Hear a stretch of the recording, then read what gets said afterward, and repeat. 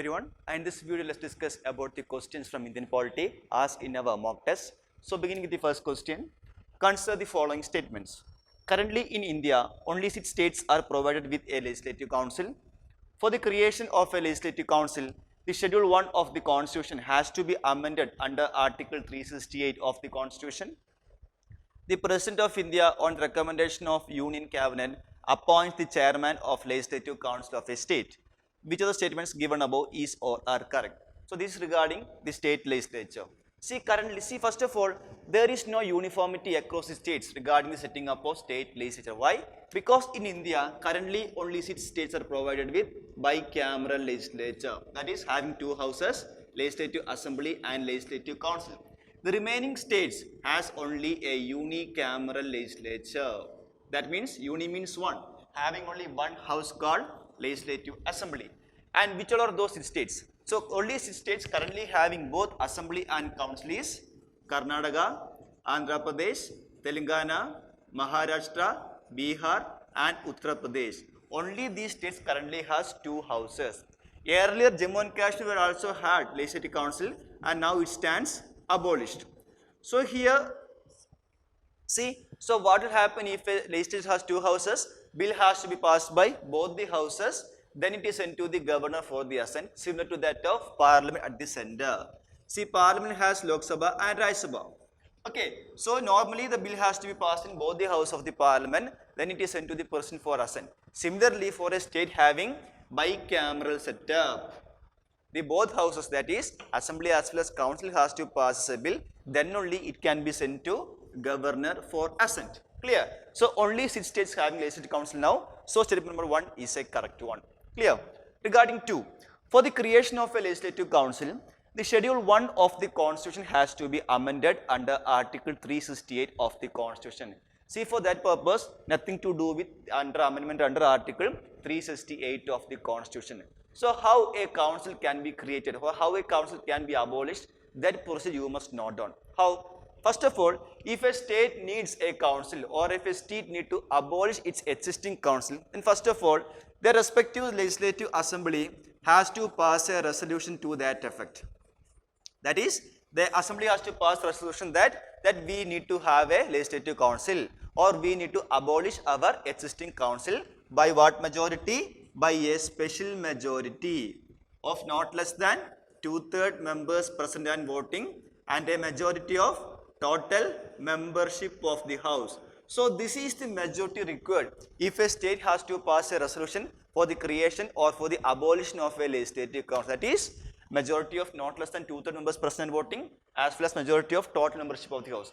So if a state passes a resolution by this majority, that is they need a council or they need to abolish their existing council. After this, they send this message or resolution to the Union Home Ministry.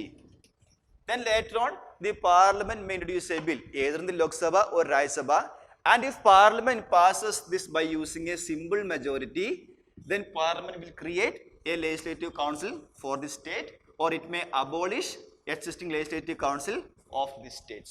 So this is the actual procedure for the creation or for abolition of a legislative council, and it has nothing to do with under article 368 of the constitution. Clear?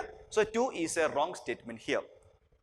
1 is a correct one, 2 is wrong statement. Regarding third one, the President of India, on the recommendation of Union Cabinet, appoints the chairman of Legislative Council of a state. No. Why? Because Legislative Council chairman is an elected office. He is elected or she is elected, that is the chairman of Legislative Council is elected from among the members of Legislative Council. See, similar to a speaker of Lok Sabha, okay, or similar to deputy speaker, or similar to deputy chairman of Rajya Sabha, or similar to speaker or deputy speaker of legislative assembly, the chairman of legislative council is also elected. See what happened in case of Rajya Sabha chairman. Whoever comes to the post of vice president of India automatically becomes the chairman of Rajya Sabha. That is, vice president of India is the ex officio chairman of Rajya Sabha. Repeat once again. Whoever comes to the office of vice president automatically becomes the chairman of Rajya Sabha.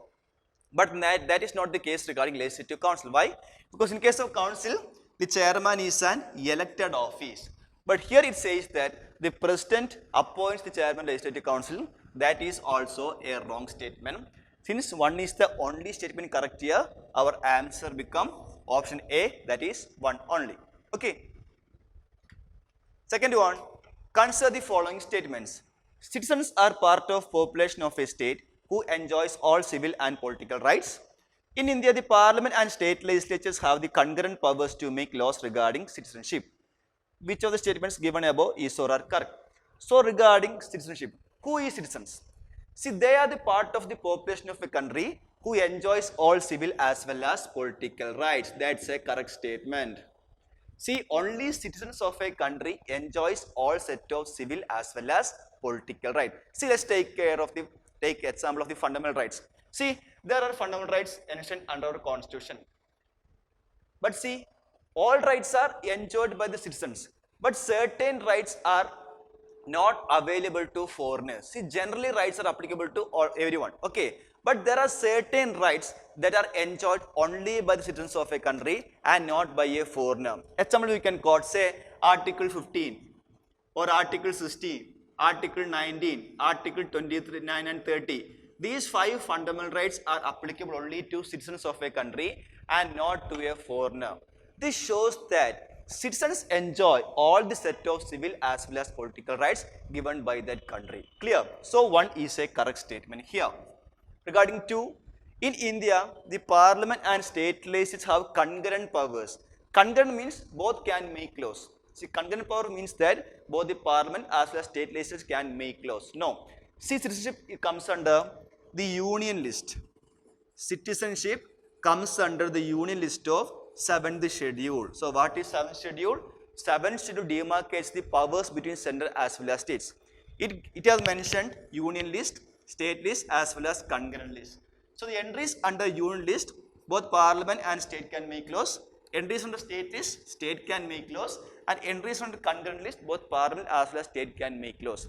But here citizenship comes from the union list, so only parliament is empowered to make laws regarding citizenship, and that is not enjoyed by the state. So 2 is a wrong statement here. So answer becomes, that is option A, 1 only. Clear?